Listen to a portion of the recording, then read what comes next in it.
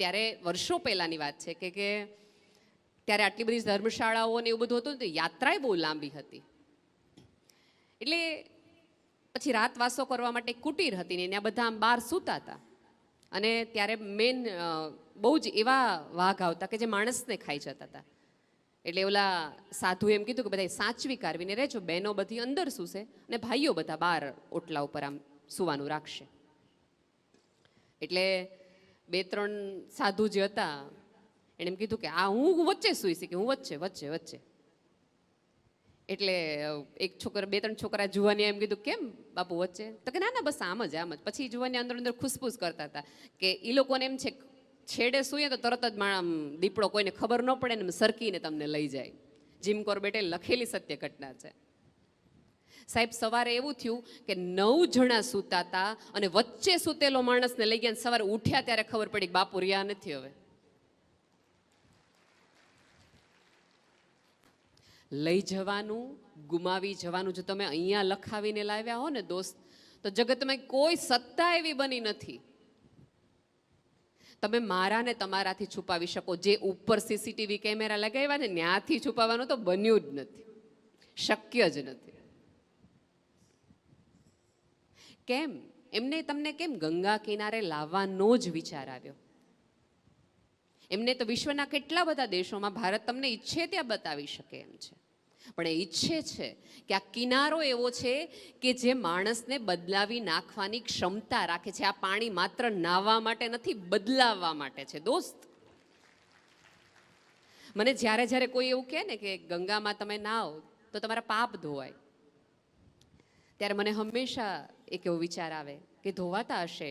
શાસ્ત્રોમાં લખેલી આજ સુધીની કોઈ વાક્ય ખોટું નથી હોતું, પણ એકચ્યુઅલી પાપ કયા ધોવાના છે ખબર છે?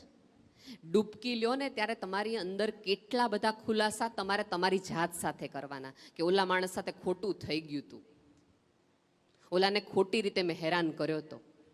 અને કેટલી બધી એવી મનની ગાંઠો હશે કે તમે અત્યારે અહીંયા સરેરાશ ઉંમર 60 વર્ષની હશે, 45 વર્ષે તમને કોઈક માણસે એક વાક્ય કહી દીધું હશે તમારા સગામાંથી, અને વાક્ય હજી તમે ગાંઠ મારીને બેઠા છો.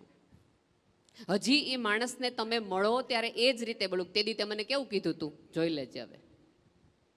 જૂના ચશ્માથી જ સાહેબ ગંગા કિનારે આવ્યા છો તો એવી બધી ગાંઠ ખોલીને જજો. અમથી એકાદ ગાંઠ તમને એકાદ ફેરો લેવડાવશે ને એકાદ જન્મ લેવડાવશે. ગાંઠ ખોલી નાખો.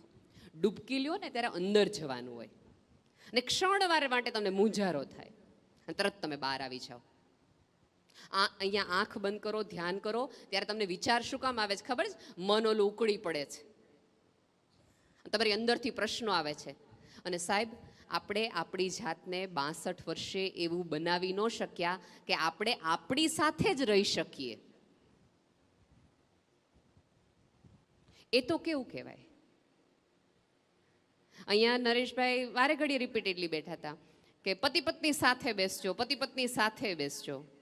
કાલ સૌજીભાઈ મને સરસ વાત કરી, મને તો એટલી બધી વાત કરી, મને તો મને રાત્રે જ હું ફેસબુક ઉપર આ ઘટના લખી નાખું. મેં કીધું ના ના, તો વિસ્તારથી લખવા જેવી વાત છે. એ કે નેહલબેન અમે 60-62 વર્ષે તે પતિએ પત્નીને હગ નહોતું કર્યું, વાલ નહોતો કર્યો, એટલે અમે એને કીધું કે વાલ કરો. મને કોઈ દી નથી સમજાણું કે આપણી પત્નીને પ્રેમ કરવામાં શરમ છે નહીં આવે. કોકની હોય તો આપણે વિચાર આવવો જોઈએ કે કોકનીને પૂછીએ તકલીફ થાય, ધોટા ધીંગાણા થાય. પોતાની પત્નીને પ્રેમ કરવા માટે આટલી બધી શરમ છે નહીં. તમે જો 2 માણસ ઝઘડતા હોય ને, અહીંયા ગંગા કિનારે 2 જણા ઝઘડતા હોય તો આપણે 4 જણા ટોળું વળીને જોવા જાય અને સહેજે આપણને તકલીફ ન થાય, એનું ઝઘડવું ન થાય. કદાચ મારામારી થાય તો આપણે એમ કંઈક દાદા બહુ ગુસ્સાવાળા લાગે છે,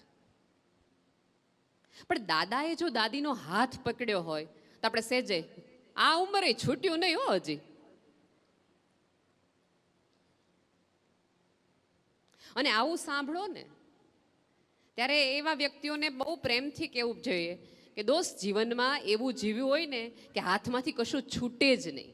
આ પૃથ્વી પર છોડવા જેવું કશું છે જ નહીં.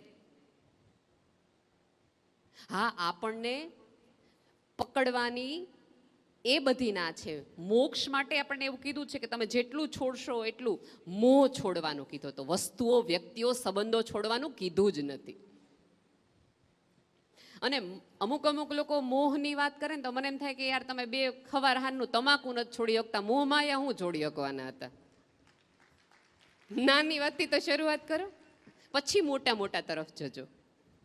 જીવનની આપણી ભારતીય સભ્યતાની આખી ધર્મની તમે વાત કરશો ને જોશો ને તો એમાં છોડવાની કંઈ વાત જ આવતી નથી. બધું એવી રીતે કરવાનું છે, એવી રીતે કરીને પસાર થવાનું છે કે તમને પાછું વળીને જોતી વખતે વસ્તુનો મોહ માયા ન થાય, એવી રીતે કરીને નીકળવાનું છે. પણ આપણને બધાને મન ન બોલાયો, મન ન કીધું. સૌથી વધુ આપણને કોઈની નજીક જતું રોકતું હોય તો સામેવાળાનો વ્યવહાર નહીં, આપણો અહમ આપણને રોકે છે. તમે સૌજીભાઈ પાસેથી બીજું કાંઈ ન શીખો ને તો કાંઈ નહીં, પણ સરળતા તો શીખજો જ. કોઈ પણની સાથે વાત કરતા હોય તો તમને નજરથી એમ તમને કહી દે કે મેં તમને નોટિસ કર્યા. તમે જો એમની પાસે એક વિશિષ્ટ એવી કલા છે કે બધાની વચ્ચે તે દરેકના પોતાના સૌજીભાઈ છે. એ જ્યારે પણ તમને મળે છે ત્યારે તમને એક સ્પેશિયલ ફિલિંગ કરાવડાવે છે. બાકી એ સવાર સાંજ એ તમે જે જમો છો એ જ અત્યારે તો જમે છે. જો તમે એમ કહેતા હોય અનેવા ઓડકાર તો લ્યો, હવે ઓડકાર એમના જેવા થોડાક તો લ્યો. 7 દિવસથી લ્યો તો નથી. સાચું કહું કાકા? કેમ આપણાથી એ થતું નથી? વૃદ્ધત્વની મારી સાદી વ્યાખ્યા છે, તમે કામ કરવાનું બંધ કરો ને એટલે તમે વૃદ્ધ થાવ. વૃદ્ધ થાવ એટલે કામ કરવાનું બંધ કરી નાખવાનું એવી જરાય જરૂરી નથી, જરાય નહીં. અમિતાભ, નરેન્દ્ર મોદી, સૌજીભાઈ ઉંમર જોઈ લ્યો. આપણા જેટલા જ કલાકો મળે છે, આપણા જેટલું જ જીવે છે, બેશુમાર જીવે છે. સાહેબ, જે દિવસે તમે બીજા માટે જીવવાનું શરૂ કરી દો ને પછી તમારા કામ ઉપરવાળો જ કરે. પછી એ તમારા સ્વાસ્થ્યનું ધ્યાન એ રાખે. 100% ગૌરીભાભી જમતી વખતે ધ્યાન રાખતા જ હશે જમવાનું,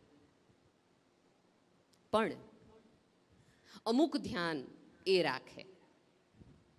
તમે કોકનું રાખો તે તમારું રાખે, એ સાદી દલીલ છે.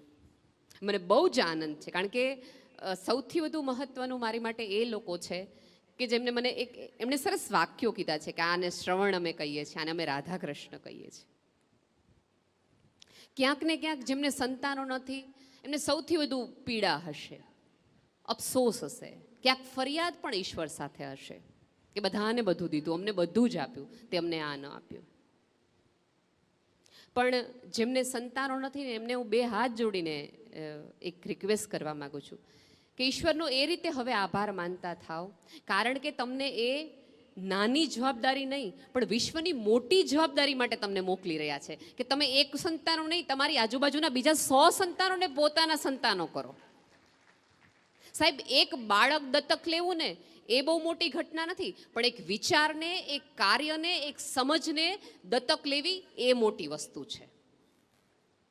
એ તમારા વર્ષો પછી પણ ચાલે. મારે સંતાનો નથી પણ 220 મંદબુદ્ધિ દીકરા દીકરીઓને મેં દત્તક લીધા છે. હું જ્યારે પણ એમની વાત કરું છું ત્યારે એમ કહું મારા છોકરા આમ, મારા છોકરાઓ આમ. અને જેમને સંતાનો છે એમને ખરેખર સ્વર્ગની સીડી મળી ગઈ છે એવું કાંઈ નથી. એમને એમના સંતાનોથી ફરિયાદ તો છે જ. તમે એકબીજાના સંતાન બનો, તમે એકબીજાનો આધાર બનો, તમે એકબીજા માટે એવી લાગણી રાખો. અને જગતનું એક પણ બાળક જો તમારું બાળક હોય એ રીતે માથે હાથ ફેરવો. જ્યારે પણ સાહેબ જગત માટે પ્રાર્થના કરી શકવાની ક્ષમતા તમારા માટે, કારણ કે તમારી પાસે હવે કંઈ સ્વાર્થ જેવું છે નહીં કે તમારે એમ પ્રાર્થના કરવું પડે કે બોર્ડની પરીક્ષા હોય તમે એવી પ્રાર્થના કરો કે મારા દીકરાને 10મા ધોરણમાં આટલા ટકા આવે. 10મા ધોરણની પરીક્ષાની ખબર હોય ત્યારે ઉપરવાળા પાસે પલોઠી વાળીને પ્રાર્થના કરો કે આ જગતમાં આજે જેટલા દીકરાઓ 10મા ધોરણમાં છે એને સારા ટકા આવે. તમારા હૃદયને એટલું મોટું ને પોળું કરો કે તમારી અંદર એક સંતાન નહીં, તમારી અંદર હજારો સંતાનો રહી શકે.